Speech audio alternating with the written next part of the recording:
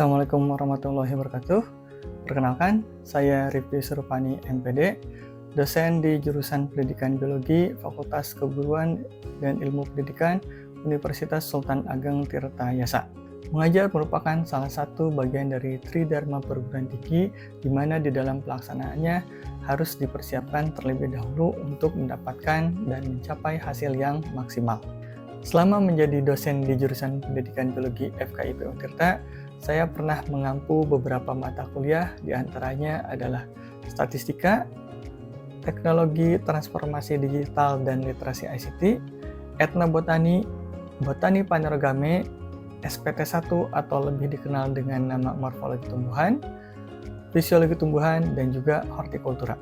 Mata kuliah yang akan saya sampaikan di dalam video pengajaran ini adalah mata kuliah Statistika, di mana di dalam perkuliahannya ada beberapa buku referensi yang digunakan, yaitu ada buku dari Iwayan Koster dengan judul Teori dan Aplikasi Statistika dan Probabilitas, kemudian ada buku karya dari Profesor Dr. Sujana dengan judul Metode Statistik, kemudian ada juga buku yang sering digunakan oleh mahasiswa, yaitu karya dari Profesor Dr. Sugiono dengan judul Statistika dan Penelitian, kemudian ada juga buku dari Dr. Kadir dengan judul Statistika Terapan, Konsep dan Contoh Analisis Data dengan Program SPSS atau LISREL dalam Penelitian.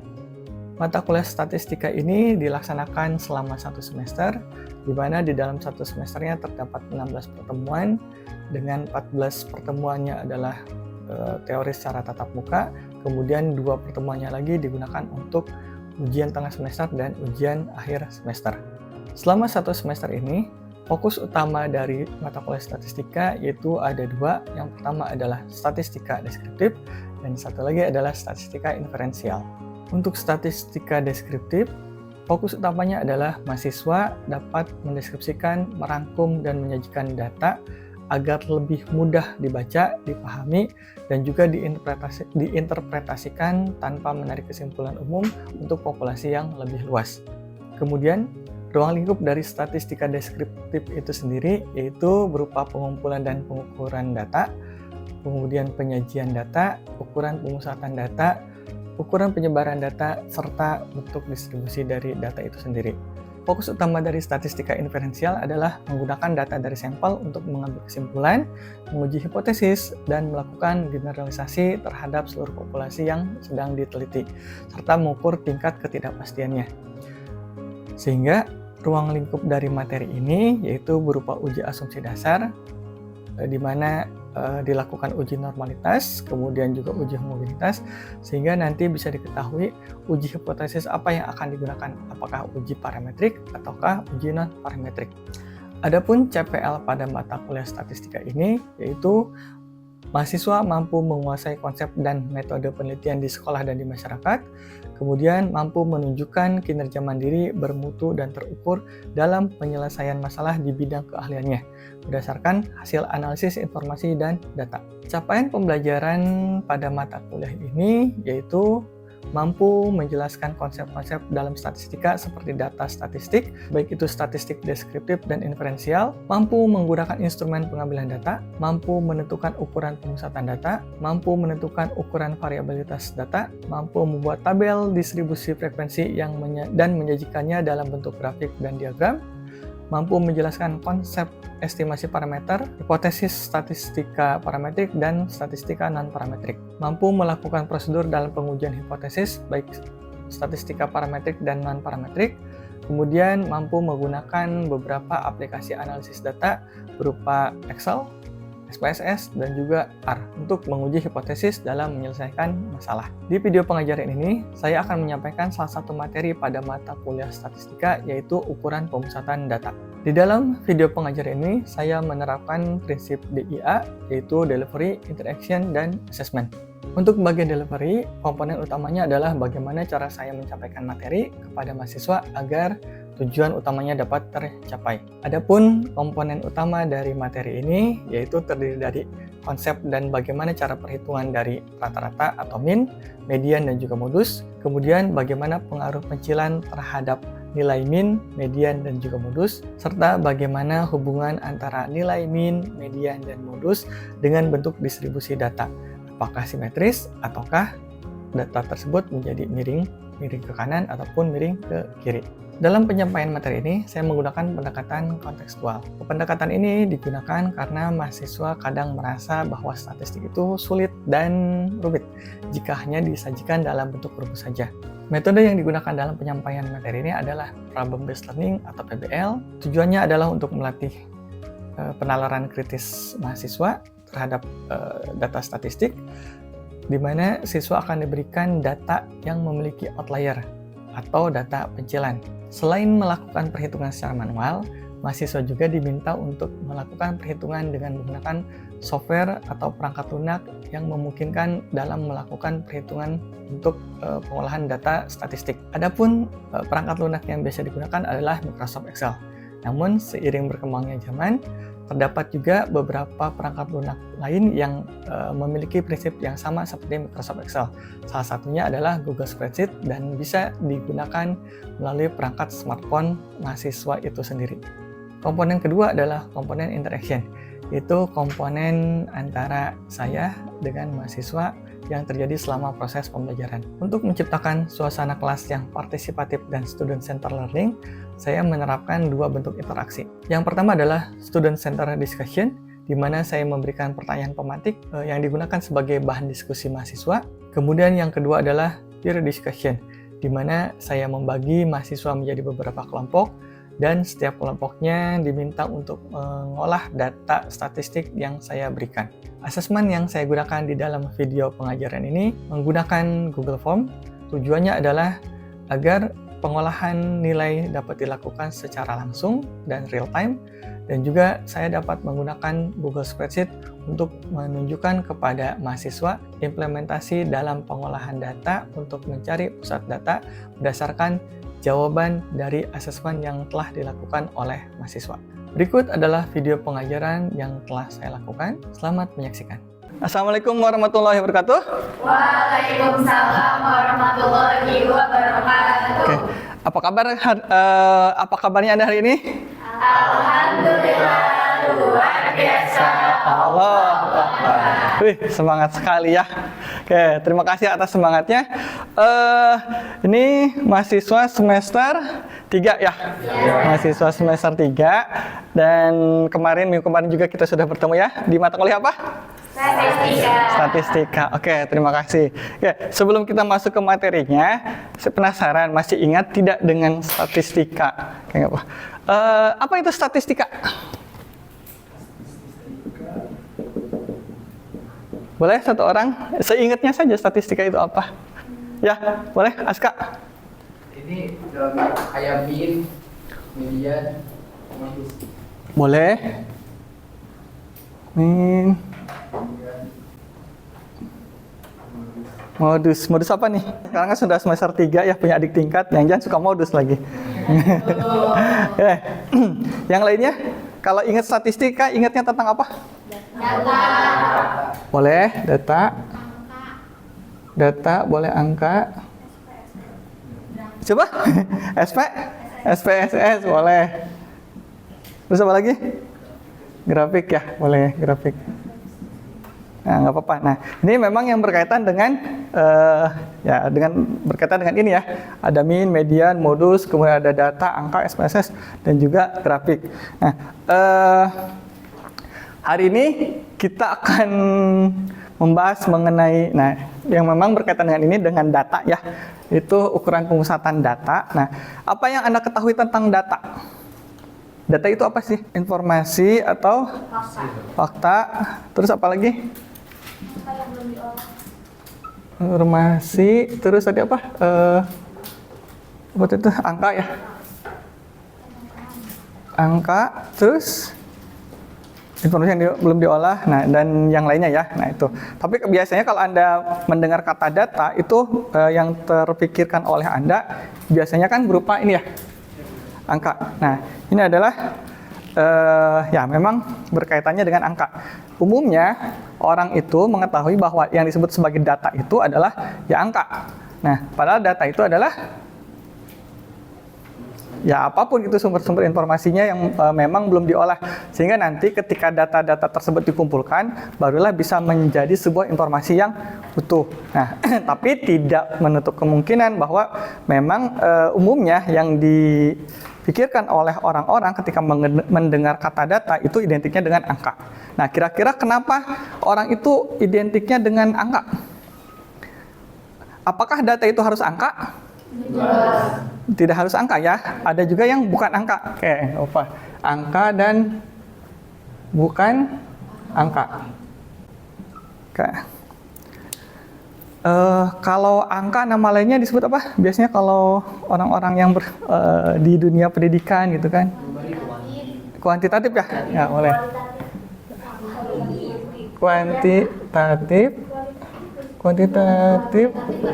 Kalau yang satu lagi yang bukan angka adalah kualitatif.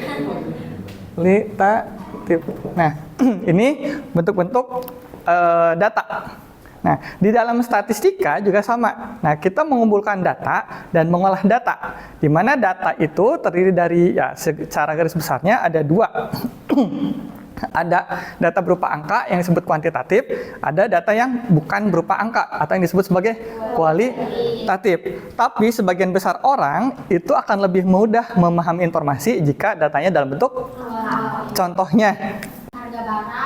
Harga barang, boleh. Harga barang kan memang dengan angka ya. Terus apa lagi? Nilai siswa. Nah, karena kan kita pendidikan biologi dan insya Allah menjadi guru, nah itu biasanya kita memberikan informasi kepada orang tua berupa nilai, dan nilai itu berupa angka informasinya. Contohnya gini, di dalam biologi itu kan ada CP ya, kemudian turun menjadi TP, capaian pembelajaran, turun menjadi tujuan pembelajaran. Nah, itu kan diinformasikan bahwa siswa itu sudah mencapai tujuan pembelajaran ini, dia sudah melampaui atau sudah terpenuhi. Nah, tapi kan kalau dideskripsikan kepanjangan, sehingga informasi itu dirubah menjadi angka. Betul sekali. Nah, contohnya misalnya dalam angka ini nilai siswa. Ini kan kita informasikan, tapi orang tua atau orang lain biasanya lebih mudah memahami dengan angka. Sehingga nanti ditanya berapa nilai siswanya. Kan ada yang 80 ya, ada yang 70, ada yang 60, ada yang 50, ada yang 80 juga, ada yang 90, ada yang misalnya 80, seperti itu kan? Seperti itu. Nah, apa arti 80, apa arti 70 kan? Nah, itu lebih memudahkan untuk pemahaman orang lain. Jadi untuk memahami informasi itu lebih mudah dengan angka. Contoh yang lainnya gini, pernah nggak ditanya misalnya, kamu kok masih temenan sama dia? Biasanya kan jawabannya karena baik kan ya? Emang seberapa baik? Gimana menjelaskan bahwa seberapa baik tapi harus simpel? 10%. Berapa? Ya boleh, misalkan 10%. Nah, 10%. Kalau Anda mendengar 10%, itu baik atau kurang baik? Kurang baik. Kenapa? Persentasenya kecil. Persentasenya kecil. Memang yang angka nilai nilai tertingginya berapa? 100. Walaupun Anda belum menyebutkan kepada orang lain bahwa nilai tertingginya itu 100, terendahnya itu 0. Tapi orang itu memang sudah paham. Di dalam statistika ini diharapkan bahwa Anda memahami apa itu data, kemudian bisa menyusun informasi dan juga mengolah datanya sehingga bisa memberikan informasi yang baik. Nah, kemudian kembali lagi kepada nilai. Nah, misalkan Anda menjadi wali kelas atau misalnya guru mata pelajaran biologi, terus Anda kan menilai siswanya, dapat berapa saja nilainya, kemudian ditanya oleh guru yang lain, kelas 10/5, nah nilai biologinya berapa? Menjawabnya bagaimana? Rata-rata. Kenapa harus rata-rata? Karena tidak mungkin menyebutkan keseluruhan sebanyak itu. Karena terlalu panjang kan. Nah, itulah fungsi dari pemusatan data. Supaya kita bisa melihat di mana data itu berkumpul atau berpusat. Nah, itu salah satunya tadi yang disebutkan oleh Aska, itu ada min. Nah, ada di sini. Ada min di sini. Nah, itulah fungsinya salah satunya. Nah, apa itu pemusatan data? Oke. Pentingnya apa sih di dalam pendidikan? Nah, kalau misalnya Anda baca di depan, nah, kalau di dalam penelitian biologi, nah, walaupun kita pendidikan biologi, tapi ada juga penelitian-penelitian tentang keilmuan murniah, tentang kontennya. Nah, itu merupakan data observasi seperti panjang daun, jumlah sel, dan seterusnya, sehingga nanti data tersebut diolah, kita bisa menyebutkan tanpa harus melihat seluruh datanya. Nah, itu disebut sebagai ukuran pemusatan data. Nah, dan di mana ukuran pemusatan data itu biasanya menggunakan mean, median, dan juga modus. Nah, apa itu pusat data? Nilai tunggal yang mewakili semua data. Sehingga tadi contohnya ya, ketika ditanya kelas 10.5 nilai biologinya berapa? Jawabannya adalah rata-rata. Nah, baru disebutkan angkanya kan. Tidak menyebutkan siswa A sekian, siswa B sekian. Nanti kan kepanjangan kan? Nah, itulah salah satu fungsi dari statistika, yaitu mencari pusat data, menentukan pusat data, sehingga ketahuan pusat datanya berapa, dan itu bisa memberikan informasi yang lebih simpel kepada orang lain. Oke. Pusat data itu kalau secara harfiahnya ya di pusat, di tengah.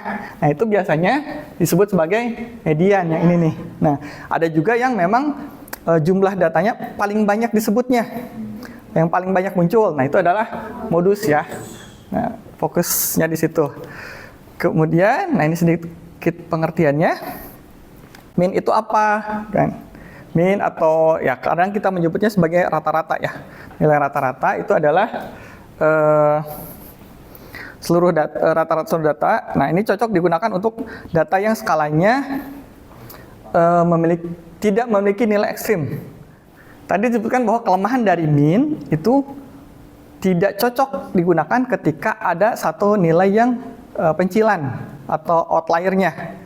Jadi benar-benar nilai ekstrim. Nah, sehingga itu nanti akan berubah. Kenapa? Karena kalau kita lihat dari persamaannya, rata-rata itu didapatkan dari jumlah data keseluruhan dibagi dengan frekuensinya, dibagi dengan jumlah data. Sehingga didapatkanlah segitu. Contohnya, boleh menggunakan kalkulator, handphonenya dibuka. Ya, atau contohnya ini. Dengan kelompoknya, sudah ada kelompoknya kan? 1, 2, 3, 4, 5, dan 6. Sudah ada kelompok, 6 kelompok. Boleh perwakilannya. Dijumlahkan nilai yang atas. 210 tambah 215 tambah 205 tambah 220 tambah 212 tambah 208 tambah 218 214 206 dan 580. Berapa? 248,8. Ini adalah nilai rata-ratanya. Nah, mewakili tidak? Kenapa tidak mewakili? Sejati yang lebih atas, yang paling tinggi dari 248 hanya satu angka. Iya. Yang lebih dari 248 itu hanya satu, yaitu adalah 580. Nah, sedangkan yang lainnya itu kurang dari 248.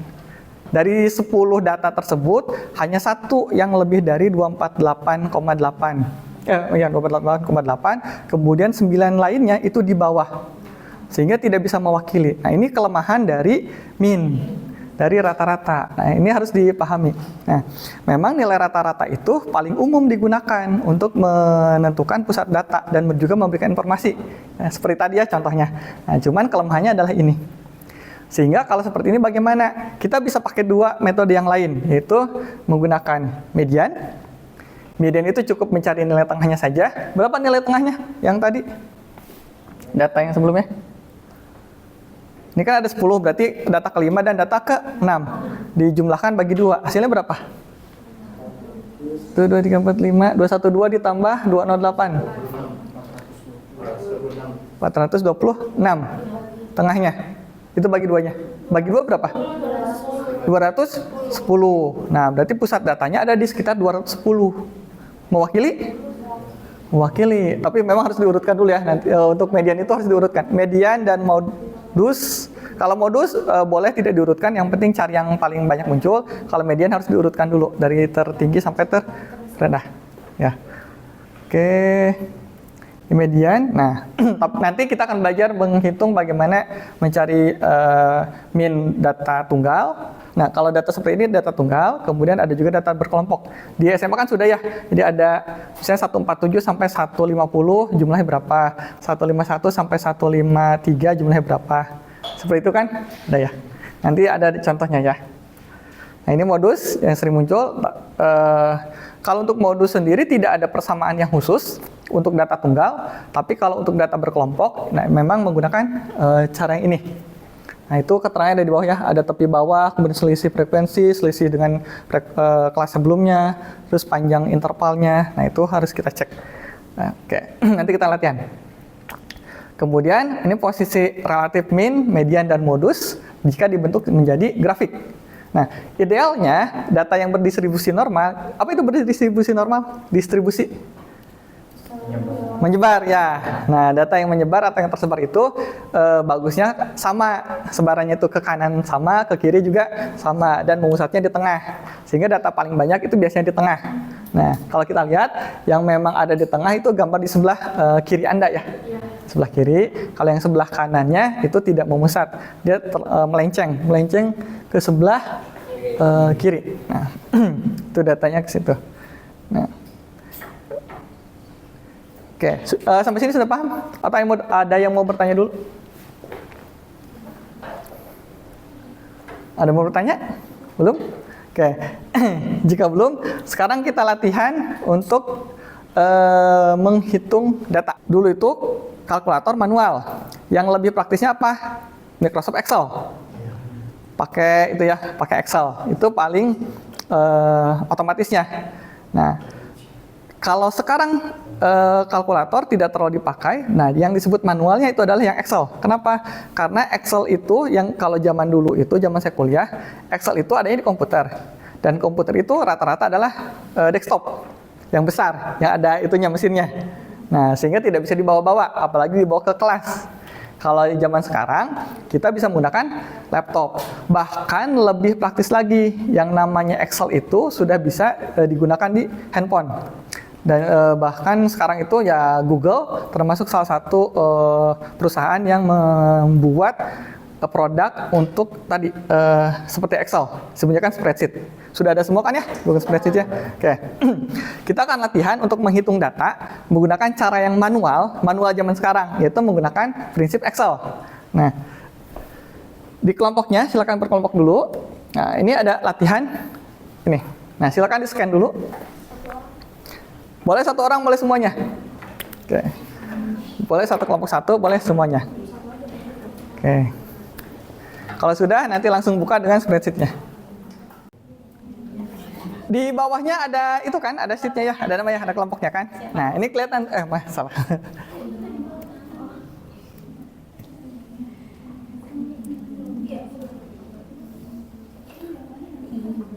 Oh, ini ada Gooper. Oke. Mana kelompok satu sudah mulai?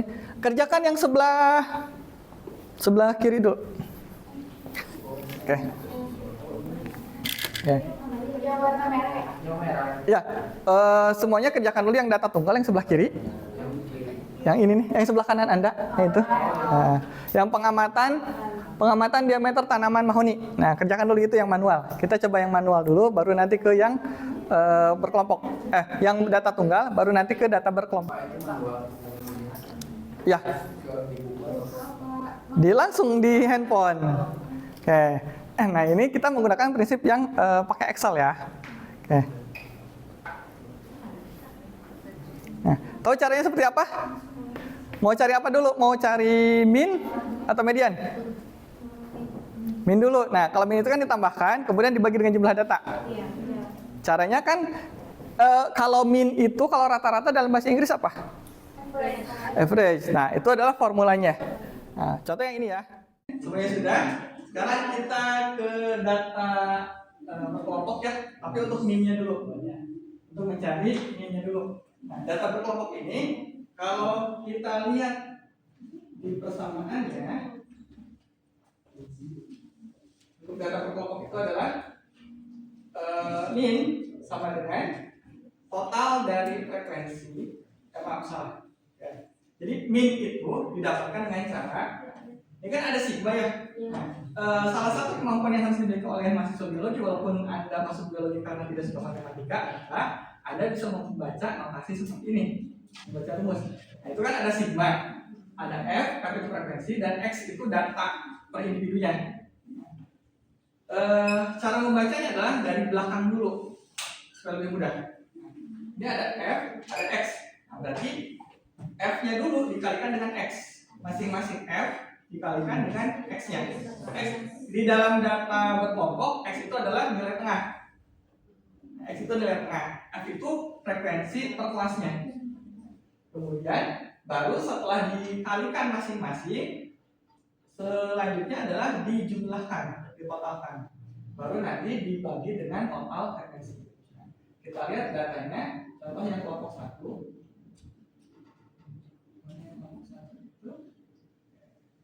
Kelompok 1 ini. Ya kan nilai tengah X kan, frekuensi F. Nah, rumus yang tadi, kalau misalnya ada sudah menulis, nah, kalau saya ambil dulu ini. Oke. Ini F dikali dengan X-nya. Kalau dulu hitungnya manual ya. Ini F titik X F dikali X. Sehingga di sini frekuensi sama dengan frekuensi dikali, kali itu tanda bintang ya. Kalau di laptop bisa sheet 8. Kalau enggak di handphone Anda pakai tanda bintang. Dikali dengan nilai tengahnya. Dapat hasilnya seperti ini. Oke? Selanjutnya adalah tinggal di copy paste saja. Dapat nilai seperti ini. Mudah kan? Tidak usah hitung manual pakai kalkulator satu-satu jumlahkan berapa. Tapi dengan menggunakan prinsipnya adalah Anda mengetahui fungsi atau formula pada Excel yang sederhana saja. Kali, tambah, bagi, sum, kemudian average, mean, dan standar deviasi juga bisa. Selanjutnya, yang tadi kan pakai sigma ya. Sigma itu sama dengan sum dari sini. Mau apa ini? Udah yang mengerjakan. Dapat totalnya seperti ini. Selanjutnya kita mencari minnya. Minnya itu adalah bisa di sini ya, rata-rata. Minnya adalah sama dengan total dari F dikali X dibagi dengan bagi itu garis sendiri ya. Bagi dengan total frekuensi. Dapat minnya atau rata-ratanya adalah sebesar ini. Sekarang saya ingin tahu bagaimana pemahaman hasil belajar hari ini. Selanjutnya, tolong dikerjakan sedikit asesmen untuk perkuliahan hari ini. Silakan di-scan dulu untuk soalnya. Oke, sudah semuanya kan? Sudah dikira semua. Ada yang skornya langsung terlihat kan? Iya. Oke. Itu bisa jadi asesmen Anda untuk hari ini. Oke, saya ingin lihat berapa nilainya. Di sini sudah ada. Sebentar, kita lihat dulu. Oke, di sini nilainya sudah ada. Oke, kita lihat. Nah, ini nilainya sudah muncul semua. Oke. Nah, rata-ratanya ada 8. Nah, itu cukup ya. Nah, tapi lihat dulu apakah memang ini berpusat di situ. Nah, yang paling tinggi 10, ada data pencilan atau tidak. Nah, ini kan 6, ada yang 6 juga. Nah, 6 dengan 8 ya tidak terlalu jauh lah. Sehingga dari pusat data ini atau dari average atau mean ini bisa dipakai untuk menjelaskan kepada orang lain bahwa nilai dari asesmen untuk statistika tentang pemusatan data itu berada di angka 8 untuk pusat datanya. Nah, sehingga orang itu akan paham, oh rata-ratanya berapa? 8, ratanya 8 ya. Kemungkinan ya ada yang lebih tinggi dan juga ada yang lebih rendah. Kayak itu salah satu fungsi atau peran dari kenapa kita harus mengetahui makna dari mean atau makna dari rata-rata, median dan modus dan juga bagaimana cara penggunaannya. Nah, untuk apa? Untuk memudahkan kita menyampaikan informasi dan agar orang lain juga mudah untuk mendapatkan atau memahami informasi dari yang kita sampaikan. Nah, itu salah satu fungsi statistik. Jadi jangan dihindari ya, jangan takut dengan statistik. Oke, sekarang di akhir pembelajaran ini, di akhir perkuliahan ini sudah mulai berubah pendapatnya, perasaannya tentang statistik. Oke, sudah tidak takut lagi kan? Oke, ternyata statistik itu mudah dan menyenangkan. Oke, terima kasih untuk perkuliahan hari ini. Sampai bertemu lagi di pertemuan berikutnya. Saya akhiri, wabillahi taufiq wal hidayah. Assalamualaikum warahmatullahi wabarakatuh. Oke, terima kasih.